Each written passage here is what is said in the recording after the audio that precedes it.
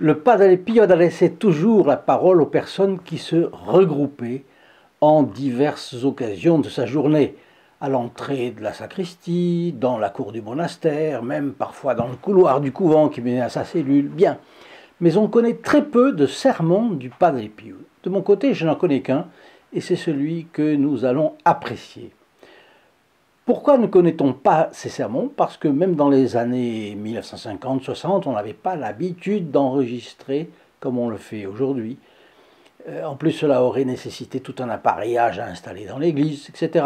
Par ailleurs, les fidèles devaient être tellement suspendus à ses lèvres, vous l'imaginez, qu'ils n'avaient pas l'idée de prendre des notes. En tout cas, il parlait avec des paroles si simples, sur un ton naturel, mais tout ce qu'il disait recouvrait des leçons profondes. Et c'est ce que nous allons pouvoir constater ensemble dans le sermon qui nous est resté de lui.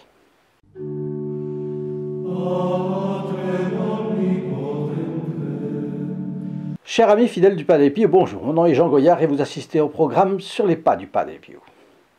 Permettez-moi de vous dire que je vous offre de recevoir gratuitement le livret de prière rédigé par le Padre Pio lui-même, ainsi que sa photographie, au-delà de laquelle nous venons de mettre ces 10 premiers conseils pour notre vie spirituelle. Livret et photos sont gratuits. Le port est gratuit. Et pour la France métropolitaine et les dom-toms, vous téléphonez au 08 05 36 08 47. Le coup de fil ne coûte que le prix d'un appel local. Et pour le Canada, c'est le 844 398 83 67. Je vous lis donc ce sermon que j'interromprai une fois pour en faciliter la compréhension. La conclusion du Padre Pio est en toute fin de vidéo. Efforçons-nous de nous rapprocher toujours plus du Sacré-Cœur et du cœur de sa mère, afin que nous nous trouvions dans des dispositions chaque fois meilleures pour recevoir leur bénédiction sur nous, nos familles et les personnes qui nous sont chères. Efforçons-nous d'aimer toujours plus le Seigneur Jésus. Et la grande vérité que je vais dire ne devrait plus nous sembler inaccessible. Aimer Dieu. Nous devrions nous considérer comme honorés que le Seigneur ne se soit pas contenté de nous créer et de nous demander de l'aimer. Et mieux encore, qu'il nous en ait fait un commandement. Cela doit être une gloire pour nous et aussi une fierté qui nous pousse à l'aimer de plus en plus. Ne nous sentons-nous pas honorés qu'une personne éminente nous admette dans son amitié? Combien plus avec le Seigneur Jésus? Non, la comparaison cloche. C'est toujours le Padre Pio qui parle. Non, la comparaison cloche, parce que le Seigneur ne nous permet pas seulement de l'aimer. Le commandement plénier de l'amour, c'est lui-même qui l'insuffle dans nos cœurs. C'est lui-même qui nous donne les moyens de pouvoir l'aimer. Alors, c'est là que je fais mon interruption. On peut écouter cette phrase d'une oreille distraite et on n'y trouvera rien de phénoménal. Car les mots sont si simples qu'on n'en soupçonne pas la profondeur. Mais alors, passé la phrase, on a l'impression que quelque chose nous a échappé. Et c'est ce qui m'est arrivé la première fois que je l'ai lu. Alors, relisons-la, si vous voulez, ensemble. Le Padre Pio dit d'abord que c'est une gloire, vraie gloire, pour nous, donc non seulement un honneur maintenant, mais surtout une gloire dans le ciel plus tard, si nous y sommes fidèles, si nous sommes fidèles à cet honneur qu'il nous fait. Une gloire que Dieu nous permette de l'aimer, c'est-à-dire qu'il aurait pu nous créer sans nous demander de l'aimer. Sa gloire aurait été la même. Et nous aurions été des créatures de Dieu, ses enfants même par le baptême. Au lieu de cela, il met son amour à notre disposition. Cela veut dire qu'il suffit que nous demandions à la Sainte Vierge de puiser dans cet amour et nous en bénéficierons beaucoup, beaucoup plus. Pour certaines grâces sublimes, il faut les désirer. Dieu veut que nous les désirions d'abord. Et cette grâce d'aimer Dieu, il faut la demander, il faut la désirer, il faut la demander. Ensuite, il nous permet de l'aimer comme des enfants, puisque le baptême fait de nous des enfants de Dieu, et pas seulement ses créatures. Et ainsi, nous pouvons participer à sa vie elle-même, parce que aimer Dieu, c'est entrer dans une relation d'admiration de sa beauté et de sa bonté. Et en conséquence, d'accepter tout ce que nous avons, tout ce que nous recevons, même les contradictions, même les maladies, même les difficultés, même les souffrances. Et tout cela nous fait participer à la vie divine. Puis le Padre Pio, alors il semblait parti pour comparer cette dignité de l'homme aimé de Dieu avec l'amitié qu'un haut personnage pourrait nous accorder. Et il allait dire que l'amour de Dieu est autrement plus précieux que l'amitié cordiale d'un très haut personnage, d'ici-bas, bien sûr. Mais il se reprend. Il change la tournure de sa phrase.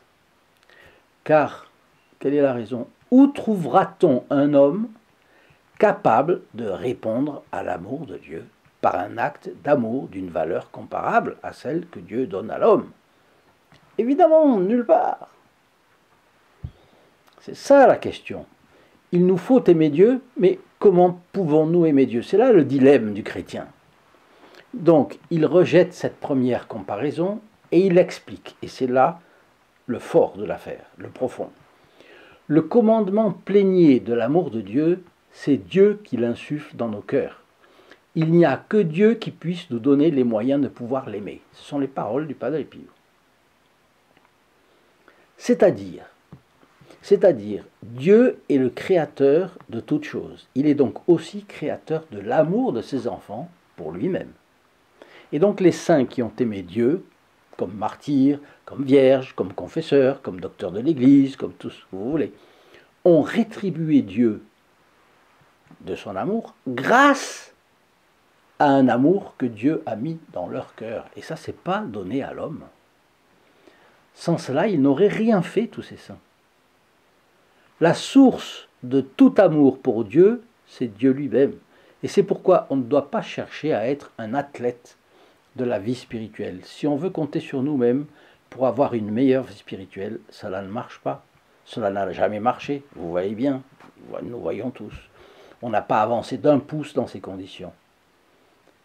Bien, la qualité de notre vie spirituelle dépend de Dieu. Alors, attendre en se croisant les bras?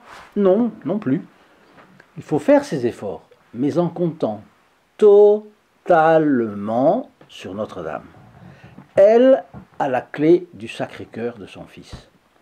Alors, il faut ne pas se croiser les bras, faire ses efforts pour ses défauts, bien sûr, ses vices éventuellement, mais sachant demander les grâces qu'il faut demander à Notre-Dame. La grâce de l'amour de Dieu, de l'amour de son Fils.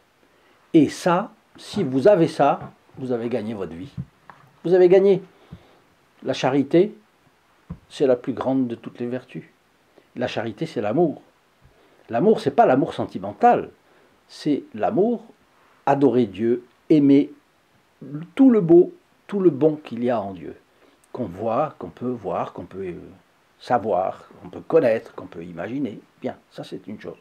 Et puis, accepter les souffrances, les sacrifices, les maladies, les catastrophes, les contrariétés.